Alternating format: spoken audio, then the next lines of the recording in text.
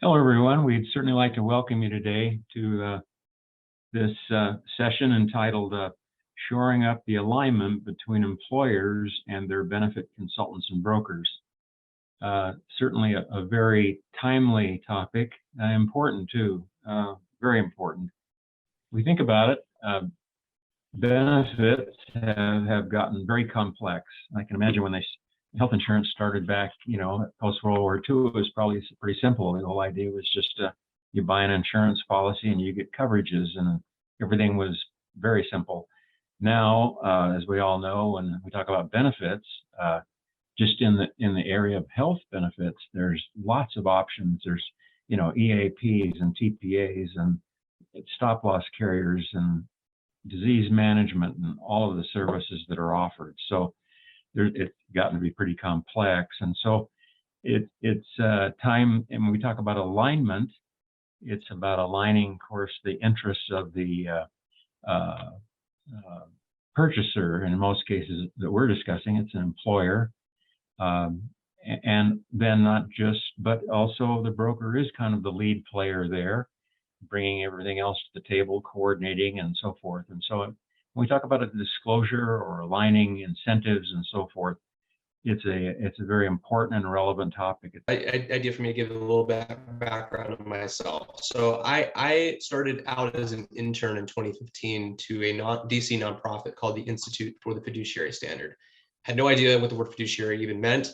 Was just mass applying to a bunch of internships in I think it was the gap between my freshman and sophomore year of college. And got connected with Knut Rostad, who's the president of the Institute. Met him up in Bethesda, Maryland, sat down for lunch and had a really good conversation about the type of work that he was doing. And basically, I didn't really know much about it at the time, but I've since come to realize how important it is. It's about trying to protect investors, like people who have just retirement accounts. Like it could be, I have a retirement account, so I'm technically an investor. My father, my mother. Oftentimes we work with, we trust financial professionals because we don't understand very much about our money. But the type of professional that we're working with is really important to understand.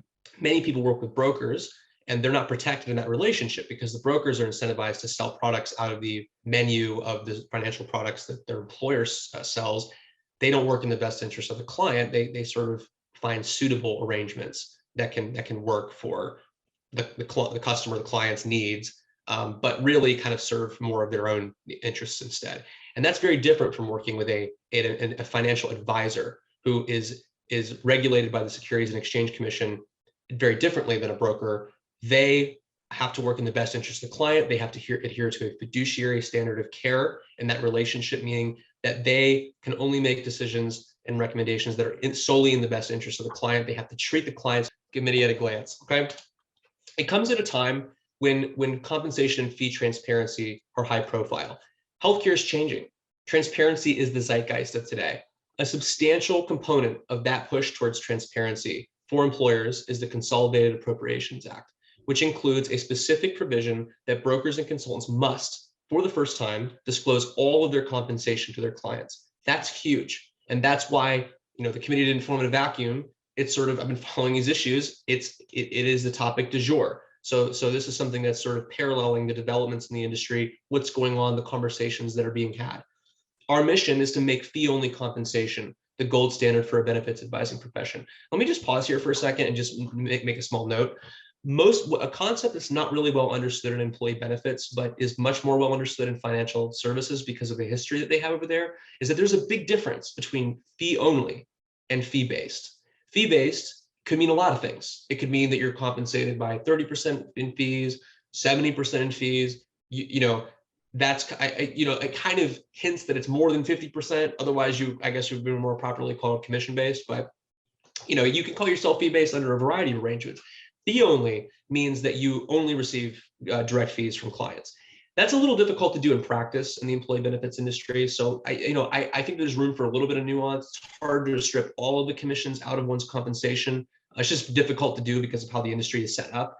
So I think that what I have sort of gravitated towards leading this committee and talking about it with my committee members and also talking with people in the industry is that, if a firm accepts about 85% or so of their fee of their compensation, that's in direct fees, they're culturally fee only.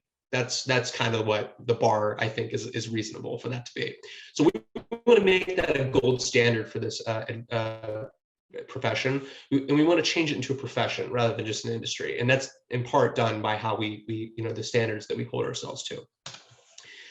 The purpose of the committee is to answer the why and the how of transitioning to direct and clear client fees. And there's not like a real whole lot of good guidance on there about how to do this. There are several benefits consultants who are very forward thinking and sort of trailblazing in this area, and they're certainly great to pay attention to. I cut my teeth in this industry working for one of those advisors.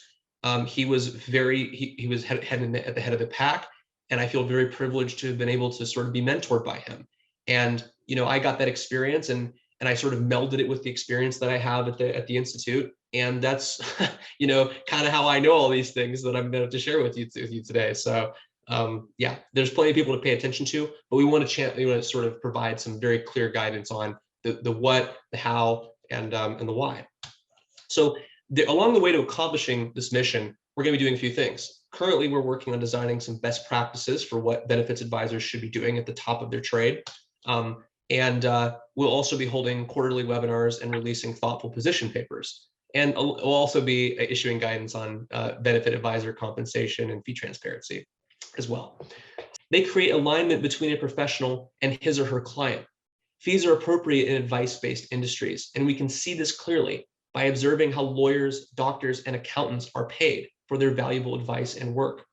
Commissions in the health insurance industry create conflicts of interest in just about every way conceivable. If your broker is compensated solely from a 5% load baked into your company's health insurance premiums, which, by the way, are paid proportionally by you, the employer, as well as your employees, part of their monthly insurance premium every month flows to that broker. If this is all going on, what is the obvious implication for where their incentives lie? I heard the phrase "trend is your friend" yesterday, which pretty much gets the point across. The trend that they're referring to there is the upward trend of healthcare and health insurance costs. Brokers who are paid mainly by commissions get a pay raise when you get bad news at renewal time. That defies logic.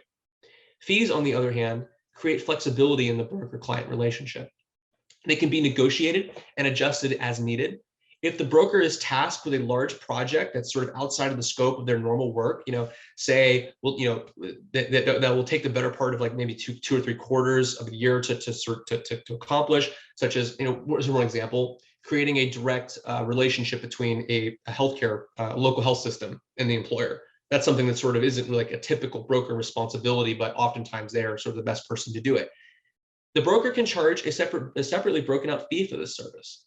There is clarity on both ends. The client knows for what and how much they are paying, and the broker knows how much they're getting. It allows one to see very clearly that not all conflicts are equal. Some are easier to avoid or mitigate than others. Likewise, some conflicts are easier to meaningfully disclose than others. And that's another way of seeing that two benefits professionals, one who is paid a direct fee and another who's paid a commission, are in quite different positions with respect to how well they can serve clients. What is your assessment of where the community of health benefit purchasers and advisors are? Purchasers and advisors? Yeah, sure, or either one. Yeah, one at a time. Such a good question, Steve. I'm relying some on other people who have sort of shared their views on this topic. One of them, what you just gave me, which is that this is what you've seen. I mean, quick question before I answer. The people that you're talking to, are they prospects that you're not broker record for, or are they some of them your clients actually that you've been talking to? Well, I can speak of that obviously in both ways. Prospects, yes, but other than, I guess to say this regarding our clients, other than what we inform them about, they're not aware. They're not aware of it from, well, where would they be aware of it? Well, how about the Society of Human Resource Managers? The people don't seem to be out in that HR community, and the CFOs, they're not aware of these changes either. So there's a lack of awareness, unless it seems like the advisor, broker, consultant is leading the Yeah. process. So I think that's exactly it. So I think what you said is not surprising. It's not surprising that a lot of your prospects don't know about it. A lot of my company, my day job, I work for a benefits consulting firm. Should have disclosed that at the beginning. I'm not speaking in that capacity, but I do work for one. A lot of our prospects and stuff haven't heard of it either. And it would be easy to say, oh, shame on them, get the program. But the reality is, Steve, is that I spend, 8 hours a week thinking about this, and they spend 0. And I don't blame them. All right. They're working 55 hours a week. They're a CFO, like they got objectives. What is it Q4 yet? Or is that in like a day or two? Or maybe I think it's at the end of the month. I always forget. I shouldn't forget because Q4 is pretty important, but I think it's October 1st. They got Q4 running around the corner. They got other things they got to be worried about. And I can't, I think it would be short-sighted and naive of me to believe that the issues that I think about a lot of the time because of the work that I do are as important to them as they are to me.